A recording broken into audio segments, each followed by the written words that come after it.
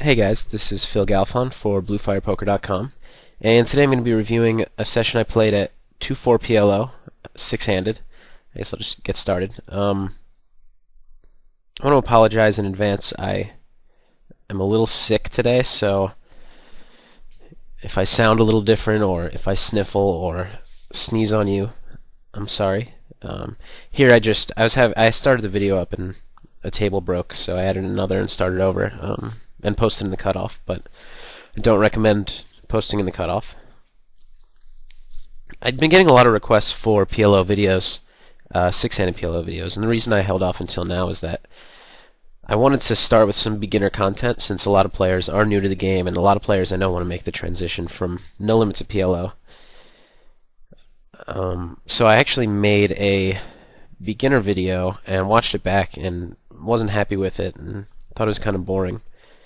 And then when I was kind of thinking about how to make it better, I realized that beginner videos are just inherently boring sometimes, and I was going to have to make some boring basic videos if I wanted to make beginner videos. And I felt that I know you guys expect more out of me, and I didn't want to put out boring videos.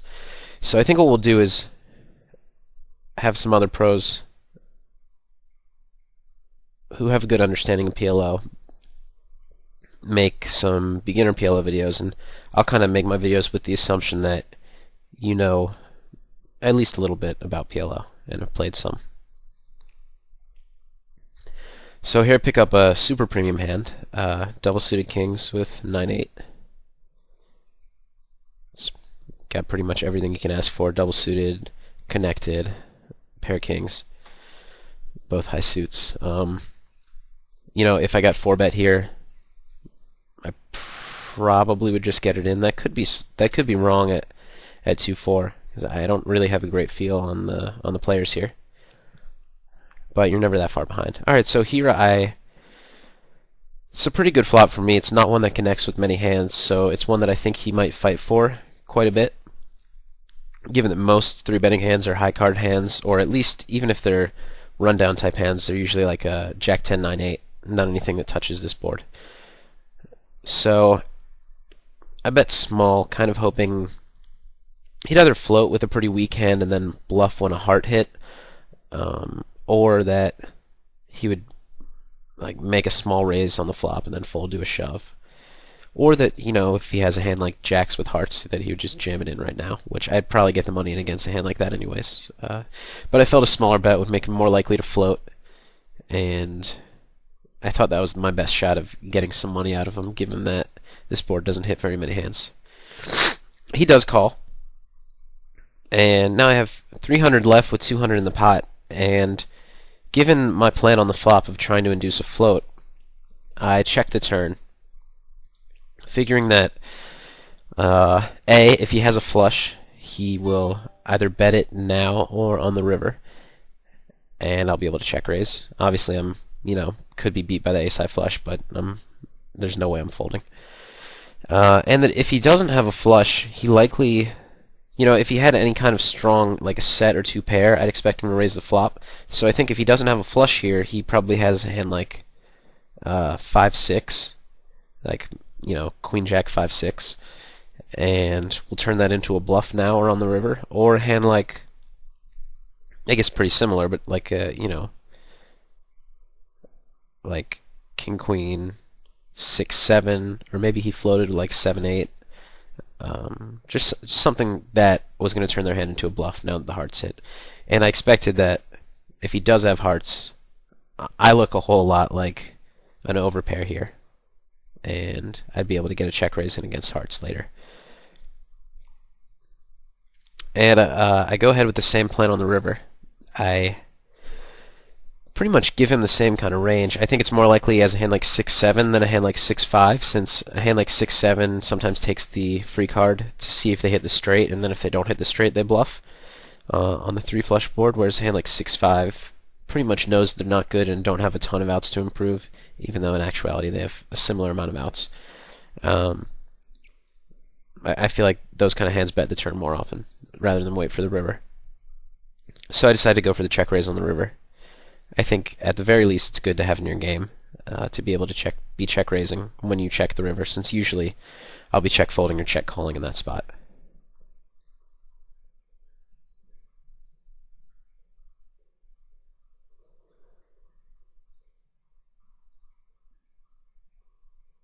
And as it turns out, oh, I guess I didn't bring up. Okay, yeah, I did. As it turns out, he actually checked behind the queen high flush on 2 streets, which is really shocking to me. I'd never expect him to do that with that hand, and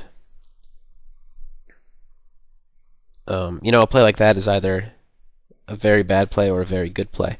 And after playing with him a little more, I think I decided it was a very good play. He must have.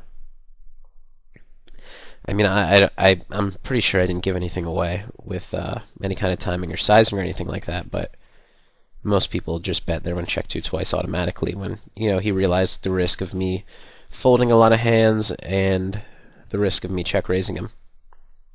That said, I still think that unless he picked up something that I have no idea is a leak in my game, unless he picked up something on me, and maybe it's the fact that he thinks I would always be folding aces on this river, I probably would not fold aces on this river, or kings, given my assumptions about the flop, which I was talking about. So I actually, if I had a hand like kings here, I probably would have check called a river bet. So I do think that he missed a value bet, but I mean, in actuality, he made the correct play against my hand, and he does play pretty well from my experience playing with him in this quick session.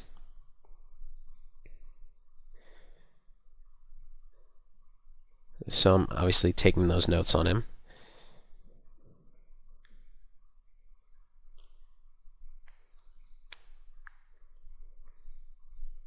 I know I mentioned this in my 6 max no limit video, at least in one of them, but I really love to be able to get turn and river check raises in whenever I can.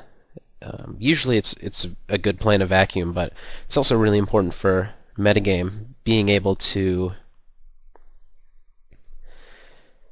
just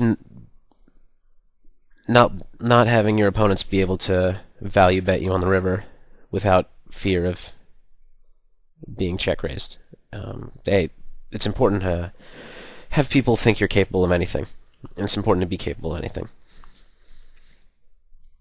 I decided to go with 2 tables of 2-4 here. I know most of my videos have been at higher stakes, and I had the 4 tabling video and some 1 tabling videos. I thought I would just try a new format, and definitely will be open to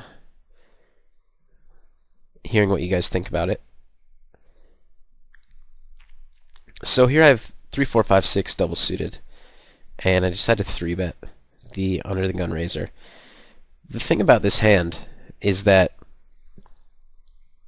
it's not. I think a lot of people overvalue this hand as I 3-bet, but it's not as strong as people think. People think 4 cards in a row double suited, it's absolute monster, and it is a pretty good hand, but having low cards like this gets you in a lot of trouble, and it especially gets you in a lot of trouble in multi-way pots.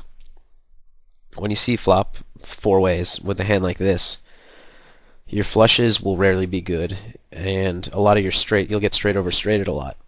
And when you flop trips, you'll likely be outkicked. So this isn't a hand that I love to see flops multi-way with. I know it looks like a hand that you'd want to see multi-way with, since it's a speculative hand, but you just get dominated so much on the flops that you do connect with. So I chose to 3-bet it, planning on getting the pot down to heads up.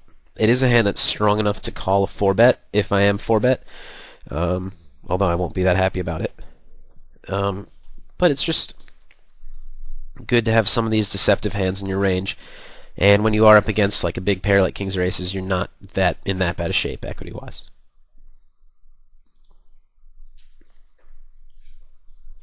You're also, able to. You're really repping high cards when you do something like this. You're repping aces or kings, or like an ace-king, jack-10. So when the board comes high, a lot of the times if they don't nail it, you'll win it. And when the board comes low like this is pretty much the best possible flop, I guess. But when the board comes low like this, I think you get played back at a decent amount. So, same concept as last time. I'm going to go for a small bet here, hoping to get him to float or make a bluff, a check raise bluff. I think checking back here is an option. The only thing is if he has a hand like, I don't know, if he has like an ace-3, it'd be a disaster to let a club hit on the turn, or the board pair on the turn. If he has, I don't know, there are a few hands that would get it in here that you'd lose action from, which would be a disaster. But all in all, if you check behind, I think there are a lot of turns that he would fire on. So that's definitely a valid play. And, you know, it's good for your range, since a lot of times you whiff this flop and want to check behind some of those times. Even with, you know, with aces, you'd want to check this flop behind, and usually would check this flop behind a lot of the time. He thought about it for a little and folded. You know, no way to tell what that means. So here is a pretty good hand, king 10 9 8 with king high suit, and flop top pair, backdoor flush draw, and just c-bet it, pretty standard. I really like to have ace high and king high suits. I'm almost a little bit OCD about, like, if that same hand had an 8 high suit, I would consider it just like so much worse. Maybe even I might take it a little bit too far. But it is really important to have a high flush draw in your hand so that when the flush does hit, you're on the good side of it more often than the bad side of it.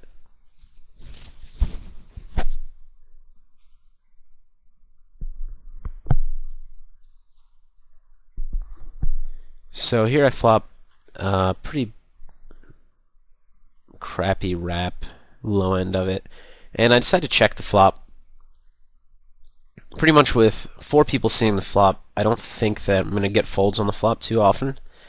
I think that hands like, there'll be a lot of hands like king, queen, jack 10, or ace, queen, 10, 5 that'll call the flop, maybe even call the turn. I think that this is an okay spot to go for a 3-barrel against 1 or 2 people, but against 3 other opponents, I don't expect to get folds that often.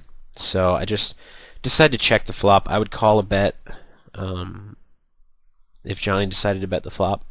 And now that the turn came a 10, I'm pretty much done with the hand. This is a board where you're going to get at least a lot of one-time calls on the turn at least. It is a good spot to bet twice if you do bet the turn and get called, depending on which person calls you, but a lot of players, I suspect, at lower stakes don't slow play queen jack here and would give me credit for it. So this would have been an okay spot to 2-barrel, I think, on the turn and river. But having not bet the turn, I'm not going to bet the river. I don't think that works well usually. The best hand was 10-4, which is, you know, pretty terrible, and probably would have folded to a bet, but I can't know that about their hands.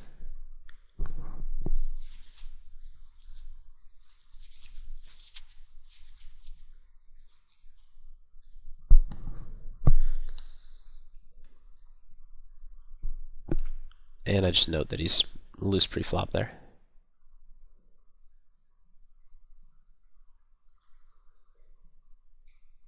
I actually want to rewind this hand on the right. I didn't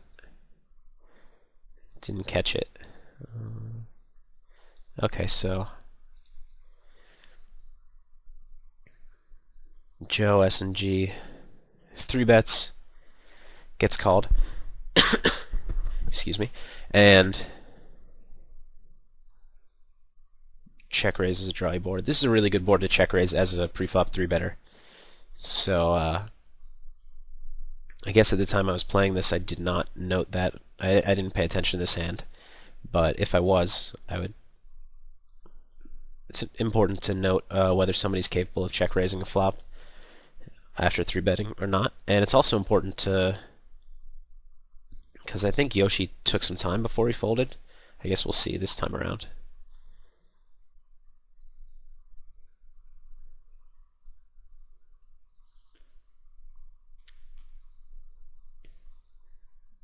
King, king, king, deuce is terrible hand.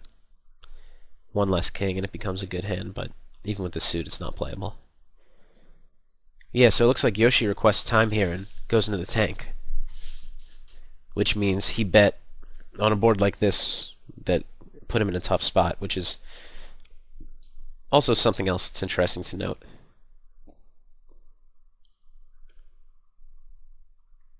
You know, it's hard to say exactly how you'd use it other than in that exact same instance, but what I like to do with reads is just take any notes I have on somebody and add it up later. You know, it's sometimes if you learn a couple of spots where somebody plays something unusually, that'll clue you in as to how they're likely to be thinking and how they might react in other spots. Here on the right, I have pretty terrible kings. I think that I can play them for set value in position just to min raise in a pot that's likely to go multi-way.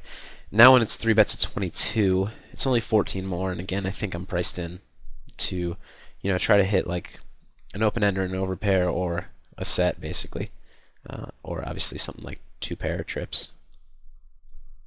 Being in position is a big part of it. Not as much with the hand like kings because you're mostly playing for set value, but in general, position is just so much more powerful in PLO than any other game as far as I know. Here when they both check to me on Jack 5-5, I think I have the best hand. I feel like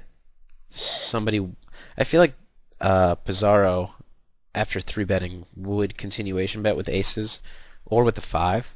And I think that once the preflop 3-better checks, I think that Nut would have bet with any 5. Most people, I feel like, don't really check raise in spots like that. Alright, so here on the left, I call a raise on the button with single-suited kings. Pretty weak ones, but single-suited kings I pretty much play in any position for one raise unless I think it's likely to get 3-bet. Flop an overpair and a flush draw and bottom pair. It's a very good flop for me. And I mean, it's pretty standard bet. Nothing to say about it. If I got check raised here, I'd be kind of unhappy. But I don't think I'd be able to fold my hand. Even against a set, I'm not in terrible shape. The only thing that has me in terrible shape is aces with the flush draw, where I'm pretty much dead. But before I learn a lot about somebody, I can't really give them the benefit of the doubt, and he could have something like queens with a flush draw, or like bottom 2 pair, or even like a wrap with a pair, in which case I'm in very good shape. So I'd have trouble folding there.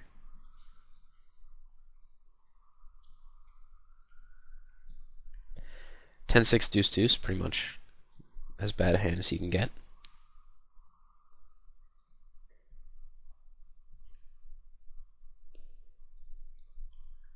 So you'll probably see a lot of... I'm trying to remember back to the session. I don't think I did too much out of line.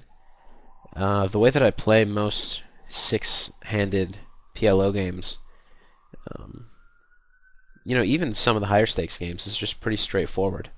You obviously have to mix some things in and make some big calls and some big folds and some big bluffs, but for the most part, especially at like 5-10 and lower, from my experience, even at 10-20 when I've played, mostly people's leaks are they just overvalue weak draws and overvalue weak 2-pair type hands and don't know when to fold. So the way to exploit that for the most part is just to play stronger draws and play them aggressively and play, flop top set when somebody else has bottom 2-pair and they go broke with it, and when you have bottom 2-pair you don't go broke with it. So for the most part, straightforward play is the way to go at lower stakes, and I'm sure you'll see me stray from quote-unquote straightforward play, but for the most part you'll see me playing spots pretty standard.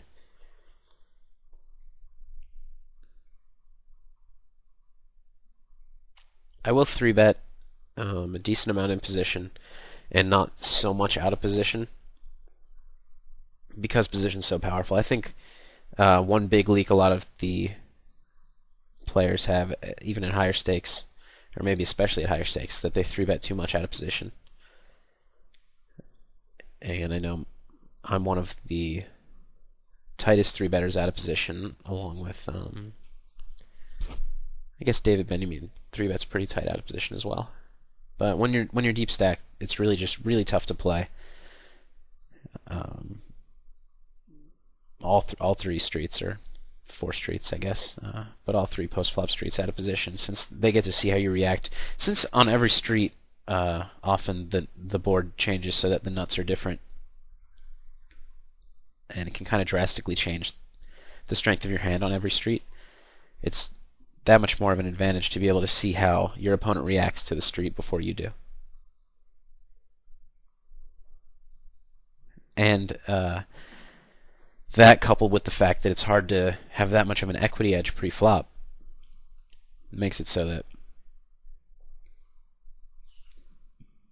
3-betting out of position, even with pretty strong hands, ends up not being that profitable.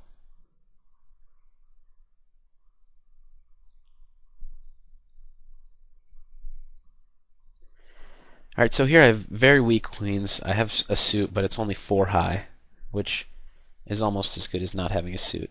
I'll definitely open the button. I open a lot on the button. I bet I could even open more than I do on the button profitably. But I play against some people who 3-bet a whole lot. And here on the flop, it's actually a close spot.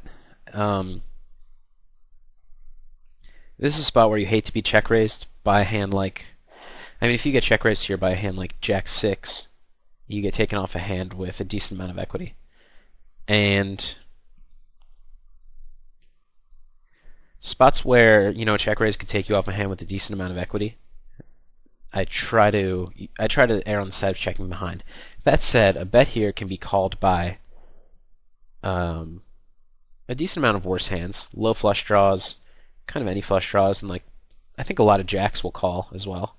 I did go back and forth there. One of the other main reasons for betting is that on a board like this, there are a lot of hands that'll fold, like let's say Ace 10 7 6, which should fold, and if a hand like that called, you'd be fine with it when you have queens, but you're preventing them seeing a free card because you're never really that far ahead with just an overpair. And in PLO, especially against players who are not going to make life really tough on you, it becomes a game about protection a lot more than about value betting or bluffing. I know that, especially in No Limit, I harp on the fact that you need to have a reason for betting, and you're either going to be betting for value or betting as a bluff most of the time. But in PLO, it's often right to bet for protection.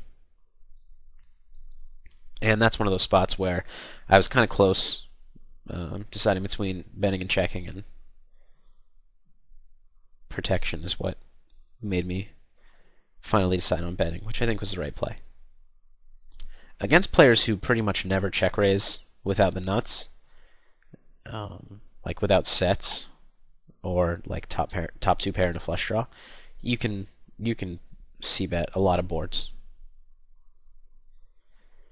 Alright, so here I call 3-bet and flop the nuts in a 3-way pot. I think that, while I'll check here occasionally, I think the best play is to bet kind of small. Either hopefully get a call from a hand like Ace King Jack 5 that just doesn't believe me, but you also don't want to give a low flush the chance to get away when the board pairs, or give a 2-pair hand free chance to suck out, something like that. But unfortunately, they both fold. So here on the right, this is actually an interesting spot on the flop. I call a raise out of position with King Queen Queen 6 with a King High suit, and flop top and bottom pair.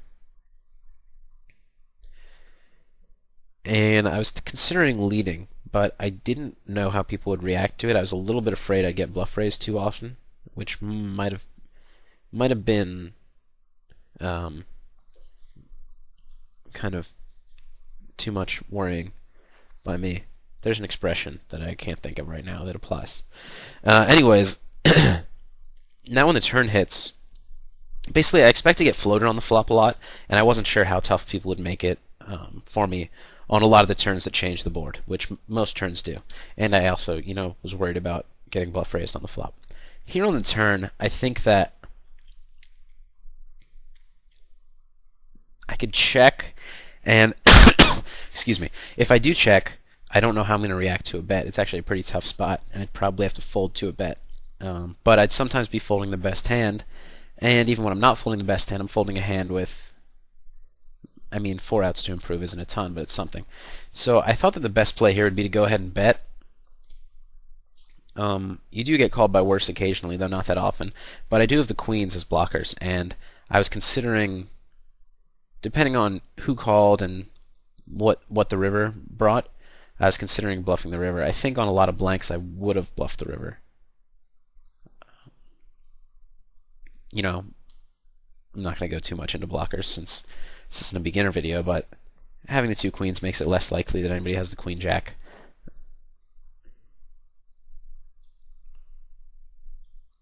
I also felt that people wouldn't slow play too often, so the fact that I had the queens, and if I got called on the turn rather than raised, would have made me very confident that they didn't have a queen jack. Slow playing is often right in PLO on drawy boards, but I was not sure how many people knew that, especially at lower stakes. But that's a great spot to just call with queen jack. Maybe not great spot, but especially with a tight image where you're not going to get paid off that much with worse, you'll get people to bluff the river or value bet the lower straight and possibly call a raise. So here I 3-bet. 9-10 Jack Queen is a very good hand. But even still, it's towards the bottom of my 3-betting range out of position. But I think it's just good enough. And I completely missed the flop, but it's a very, very dry board, so definitely one that's good for a c-bet. I do have some backdoor draws, or just backdoor straight draws. And here on the left, I raised in the small blind when it was folded to me, and continuation bet the flop. And on this turn, it's actually, I think that either option's okay here. And by either option, I mean check call or bet. I decided to check call. I think they're pretty close. I think bet might have been even better, but I felt that I guess I felt that he had draws that were not king jack often enough, and they would bet the turn a lot. Like, people float this board with any hearts most of the time, any jack 9, even like a 10-9-8 sometimes, things like that. And I want to give those a chance to bluff. That said, it's not a disaster if you bet and they fold their hand that had 9 outs or whatever. But since I have the king, it makes some of those straight draws a little weaker, given that I have a blocker. Here on the right, I just made a standard call pre-flop and a standard fold on the flop. So he did pot the turn, which I'm not all that happy about. I would have had a tough decision on a blank river. And on a spade river, it's actually pretty interesting, but the 9 makes it a board where pretty much everything hit besides hearts, so I think I actually would fold to a bet on this river. He luckily did have bottom pair and hearts. I still think my turn play is questionable. It could go either way, and I definitely would have folded this river. Given that I don't think people would turn hands like 10-9 into a bluff, or like if he had queen jack 9, something like that, I don't think they'd bluff with them. So most of the hands that missed are hearts. That's pretty much the only hand that missed. So most of the hands, what I'm saying is most of the hands that missed draws, quote unquote missed draws, hit 2 pair or something that most people would decide to check down. Even though in that spot I almost always have better than middle 2 pair. 3, 4, 5, 7 with a 5 high suit is not a great hand, but it's definitely good enough to see a flop in position. This is an example of why it's a pretty marginal hand. I flop a wrap, but it's a terrible wrap. I could already be drawing dead. A lot of my outs bring a 4-card straight or 3-card flush on the board. One check, too, I think could go either way. But I decided to check. I just felt that a board that connected, I'd get played back with. Not played back at, played with. I kind of combined those two phrases. But I felt that people would call a lot with a hand like Ace Queen 10-9. If they decided not to bet, even like Ace Queen 9-8 with spades or something, might check call. And those are hands that have me in kind of bad shape, just because a lot of some of my outs give them a higher straight. That said, I don't hate a flop bet. When the king hits the turn, I think that makes the board even more connected. You know, there are a ton of draws here. I was going to check behind again, and given that Joe bet, I'm just going to fold. There aren't really many great rivers for me.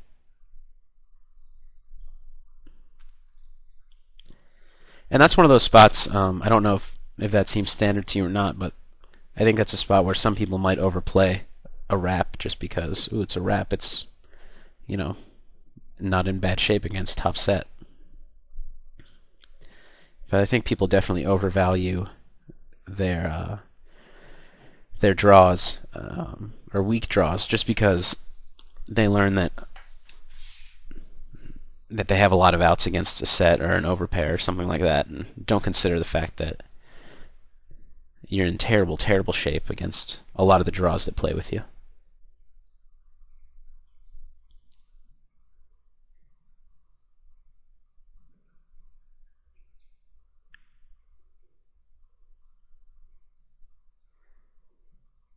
Alright, so here I have jacks with no suit. It's not strong enough to raise in the cutoff. I think I'd raise it on the button against players that don't 3-bet that frequently.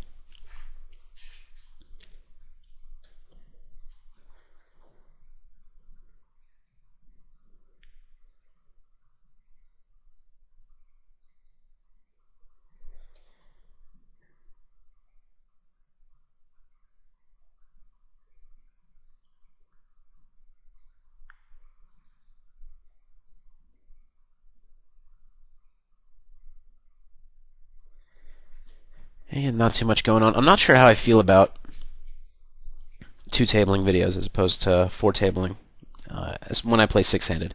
Obviously with heads-up videos, I think sometimes even 1 is okay, but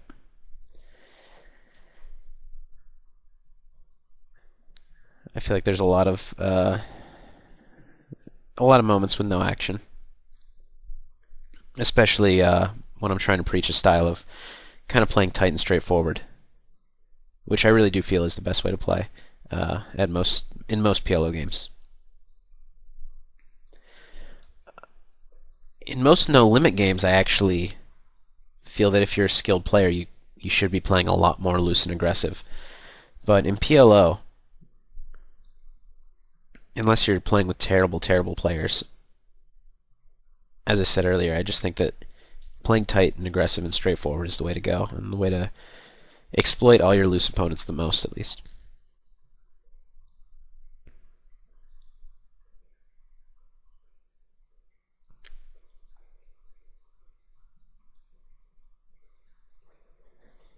If there was a little jump in the action there, it's because I paused to blow my nose. I thought I'd spare you guys that.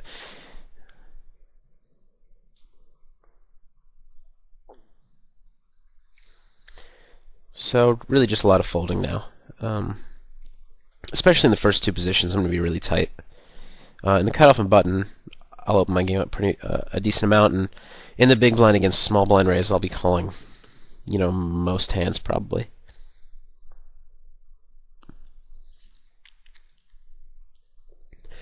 But if you're playing against decent players, they're going to make life hell for you when you're out of position. So even raising an early position with a pretty strong range, they'll be calling a lot and 3-betting a lot, and it's tough to counter. Here I should not have clicked fold. This is a hand I would open. There's Jack 10-9-3 with a Jack high suit. I'd open that on the button if folded to. I definitely would have folded to a raise, but I don't like that I auto-folded it. And here's a very good hand. Queen Jack 10-8 with a Queen high suit. It's pretty much a premium hand. You got the queen high suit. You got a lot of connectedness.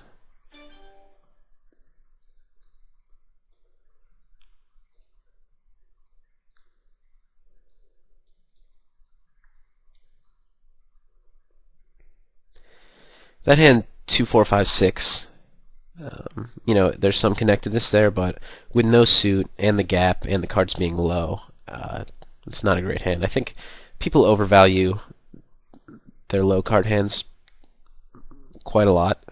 Uh, Hands like I feel like people overvalue hands like Ace King Deuce 3 double suited or 2, 3, 4, 5 with one suit. I know I played that hand earlier, but it's not a very powerful hand. None of those are. Here I have, a somewhat connected double suited hand. One of my suits is only 7 high though, and I'm out of position, and the Jack 10's not great. You can see by my mouse motion that I wasn't happy about having to fold, but excuse me, wasn't happy about having to fold, but I think it's the right play.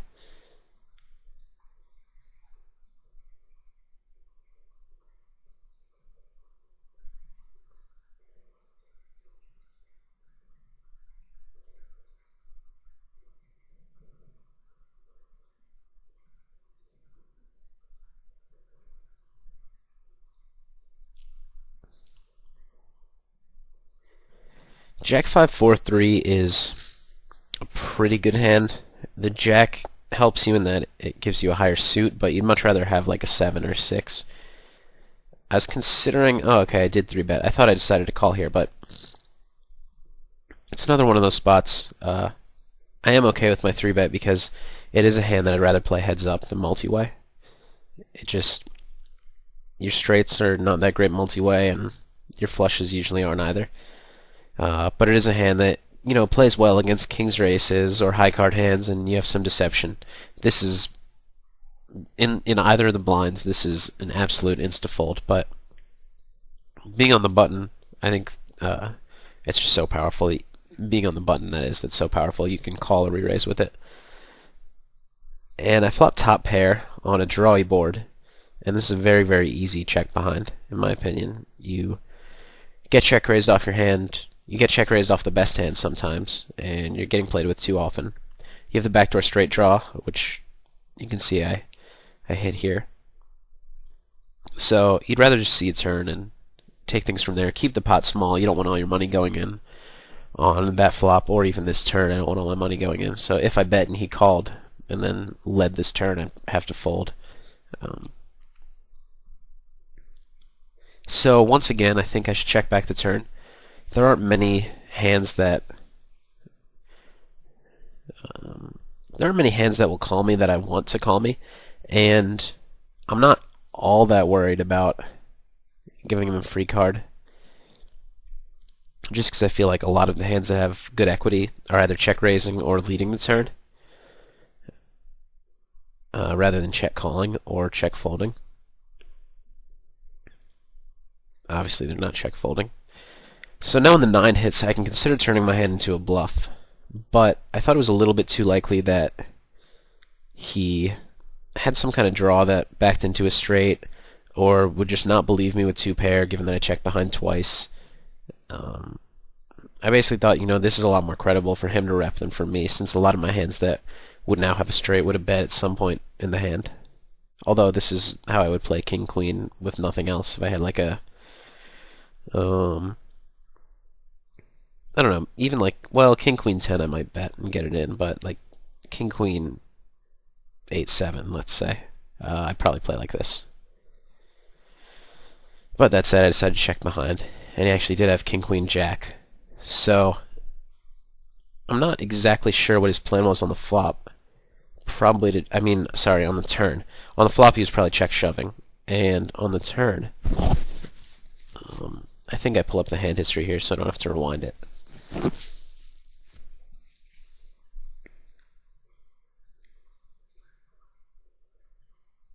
having some trouble getting to 12 there. Yeah, on the turn, he has still his open-ender in top pair. I guess he didn't want to bet and get raised by, if 8-9 is definitely a hand I would check behind here with a lot of the cards that go with it. So he's going for check call in the turn, which is something I didn't expect to happen that often with a hand this strong, but I like his play. On all streets, actually, I like his play. One thing he should consider is leading the flop. I don't think that it's a mandatory lead. I think it's more standard check than lead. But if somebody's going to be 3-betting you really wide in position, you have to be leading some flops. Otherwise, you give them the opportunity to decide, what pots they want to play, when they want to make a big pot and when they don't. You let them decide to check it behind, things like that. And you can put them in some pretty tough spots by leading with hands that you're either happy to get in or, don't have much equity, but some equity that can't really check raise or check call, but would rather not check fold. Here I'm taking notes and almost timing out. But I get my c-bet in with 3-pair. And I'm not going to use these notes that often. I mean, like in this session. It's just a short session, but I still think it's important to take notes. It's kind of a habit of mine now.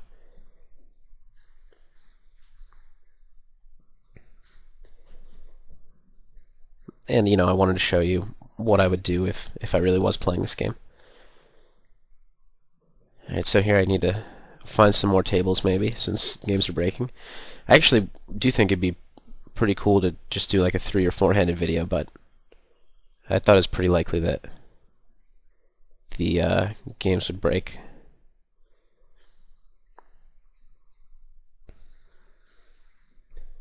So this is the table I was playing before that broke.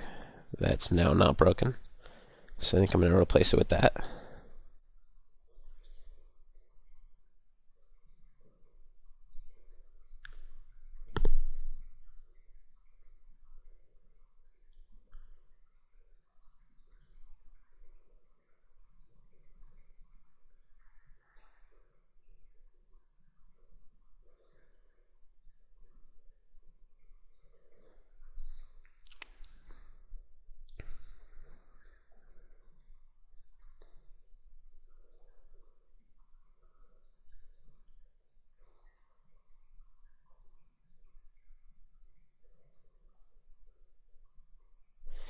Big pot here, but I didn't see any of the action, so that table wasn't up. It's pretty interesting bet size by game over. It's usually a spot where people don't value bet all that thin. So I'd expect either, usually when people can be value betting more thinly, a smaller bet size is a good way to get value out of worse hands, but in a spot like this, I feel like his value betting range is pretty polarized, or most people's are. But I guess we don't get to see. Here on the right table, was this 6-handed? If this was 6-handed, I don't. Okay, it was 5-handed. It's a marginal raise 5-handed. I don't love it, and 6-handed I think it's definitely a fold. Let's get back to shoot. Okay, I think it's definitely a fold 6-handed. So here on the flop, I have top pair and 3 overs on a pretty connected board, but a low board. And I think the best play here is just to bet and hope to take it down. You obviously have to fold to a raise, but I think this bet takes it down often enough. If you do get called by a hand like 10s with clubs or a 4 with clubs, something like that, you have good equity. Or not good equity, but some equity.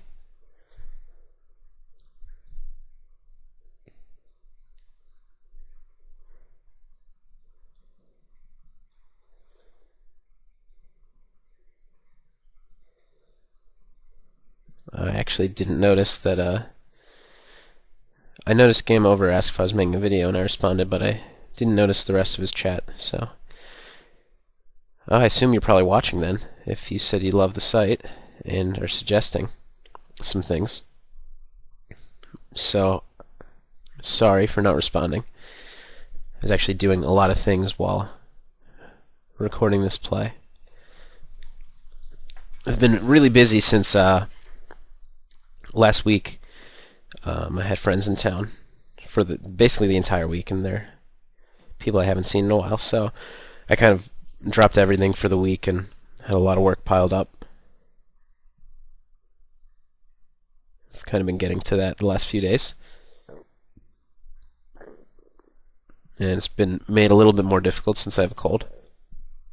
I'm also like a huge baby when I'm sick. Like when I have a little bit of a cold, I don't do anything and take so many like over-the-counter drugs for it, which probably doesn't help that much.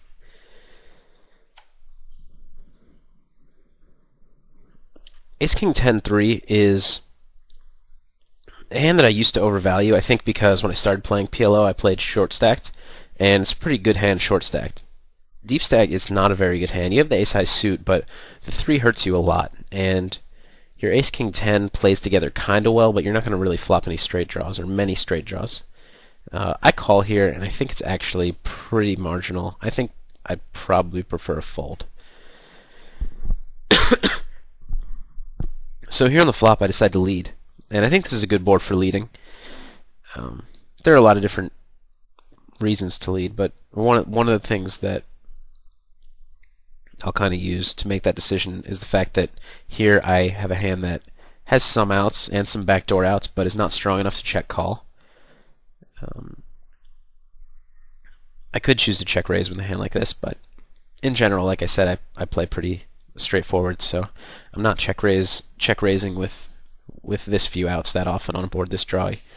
And now when he calls, it's actually a pretty good spot to two barrel, I feel. Even though, you know, if you're leading, you should expect to get folds a decent amount. I do feel that a lot of hands will call here. Like, basically any queen will call one. Even a hand like King 10-9 will call one bet. And a lot of them will fold a turn. Also, like kings or aces will call the flop and then fold a turn, especially when the 6 completes a straight.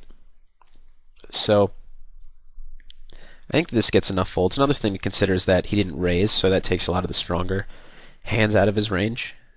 Like, you know, big draws or sets, things like that. Takes at least some combos of those out of his range. So I don't think this is like a lead that a two barrel that's going to work all the time, but I think it works often enough to do it. And it's obviously important to have in your game so that you don't always have the nuts when you bet twice here. My leads in general are pretty strong, but then I mix in a lot of weak hands like that. Any suited ace here on the left, I raise on the button. Can't think of a suited ace that I don't raise.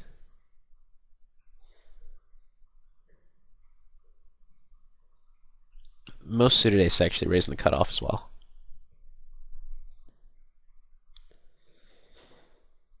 Queen Jack Jack 9 is a good hand, not a great hand. Your hand works together. You do have jacks, which is a nice pair to have. Jack high flush draw is okay, but it's pretty easy raise from the cutoff.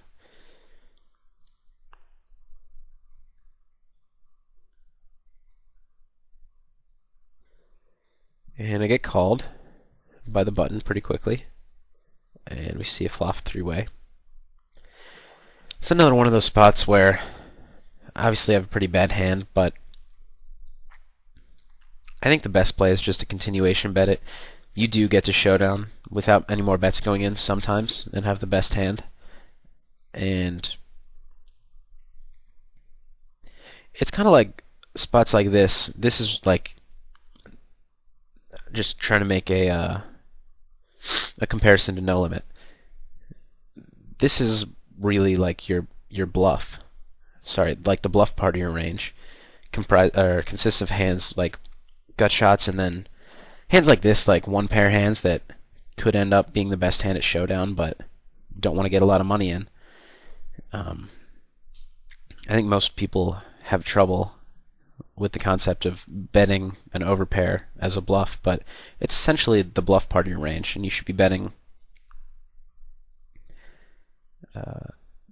hands like this. One, just to take down the pot, and then two, to balance with your super strong hands.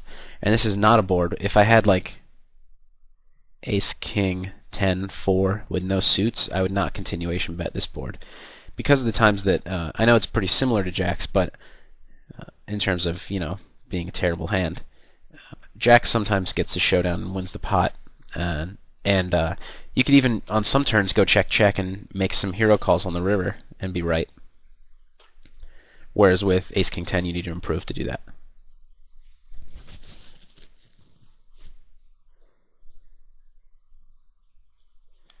One thing I do want to talk about, probably we'll have to get into it more next video because it didn't come up that often, but I think a lot of people transitioning from no limit to PLO continuation bet way too much.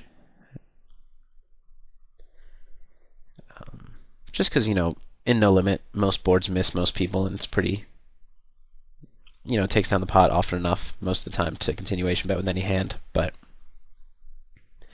in PLO that's not the case at all, especially in three-way pots. You have to be giving up a whole lot.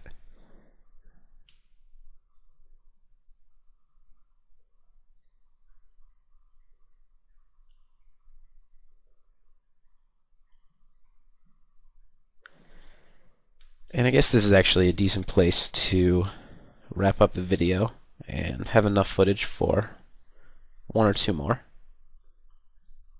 So I'll stop here, and I hope you guys enjoyed it, and hopefully for my next installment of it I won't be sick anymore. Definitely let me know your feedback, and if you liked the two-table format, if you didn't like it, if you want me to be playing higher stakes PLO, lower stakes PLO, whatever. Good luck. Take care, guys. This has been Phil Galfond for BlueFirePoker.com.